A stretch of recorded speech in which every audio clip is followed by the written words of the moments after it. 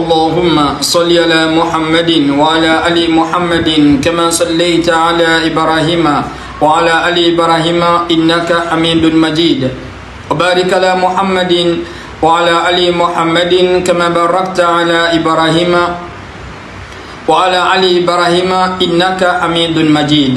Donc ça c'est une réplique pour certains ignorants, les détracteurs parmi les non-musulmans qui disent que le prophète avait adoré une idole ou bien il était adorateur de Lat. Dans la sourate 53 au verset 19, Allah dit Afara'aytum al-Lat wal-Uzza wa manata salisata al-ukhra. Allah cite ici trois idoles, n'est-ce pas, qui influençaient certains idolâtres parmi les 360 idoles. Si le prophète était un adorateur d'idoles, ce n'est pas les idolâtres encore qui allaient les tuer. Dans la sourate Anfal, sourate 8 au verset 30, Allah dit وَإِذْ يَمْكُرُ بِكَ الَّذِينَ كَفَرُوا لِيُثْبِتُوكَ أَوْ يَقْتُلُوكَ أَوْ يَخْرُجُوكَ وَيَمْكُرُونَ وَيَمْكُرُ اللَّهُ وَاللَّهُ خَيْرُ الْمَاكِرِينَ. Quand ils ont comploté pour t'assiéger, pour t'expulser, pour te tuer, ceux qui ont comploté là, ce sont les idolâtres. Si le prophète adorait les idoles encore, est-ce que les idolâtres allaient chercher à les tuer? Jamais. Le prophète est venu montrer l'ontologie. La ilaha illallah. Donc les idolâtres ne pouvaient pas concevoir ça. Est-ce que vous voyez? Donc dire que le prophète est venu adorer Lat, il dit c'est Lat qui est Allah. Non. Allah il parle de ces trois idoles que les Arabes chérissaient. Lat, Uzza et Manat. Donc Lat n'a rien à voir avec Allah. Lat c'est une idole. Manat, Uzza, les trois idoles là font partie des 360 idoles. Mais ces idoles ont été détruites par le prophète sallallahu alayhi wa sallam dans le Rahiq Maktoum, le livre du Cheikh Abdurrahman Mubarak Fouri, le Nectar cacheté. Vous allez à la page 555.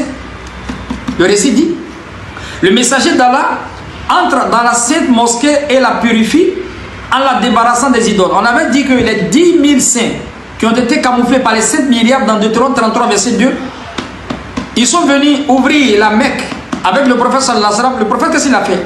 Le messager d'Allah se leva, puis escorté par qui? Les Muhajirin et les Ansor, les gens de la Mecque et de Médine, placés devant lui. Derrière lui et à ses côtés, il avança à son entrée de la mosquée et il le saisit de la pied noire. Ensuite, il fit la circumambulation de la Kaaba, tenant à la main un arc.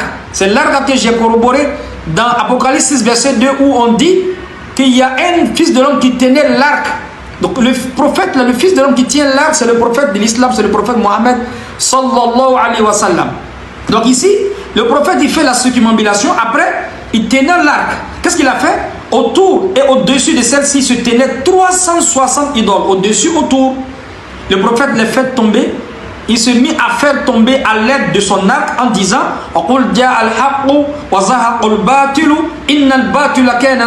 dit la vérité est venue et le mensonge a disparu.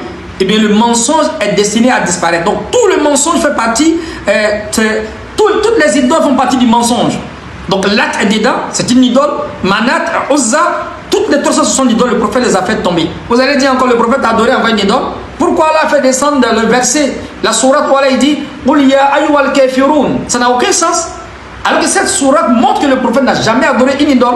Dit: oh vous les mécréants, les adorateurs d'idoles, la a'buduma ta'budun, je ne suis pas, je n'adore pas ce que vous adorez. Wala antum a'biduna ma a'bud, vous n'êtes pas adorateurs de ce que j'adore.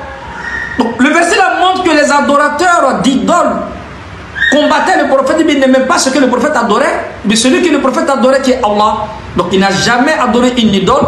Donc c'est une mauvaise compréhension de certains détracteurs. Qu'Allah donne tous la compréhension.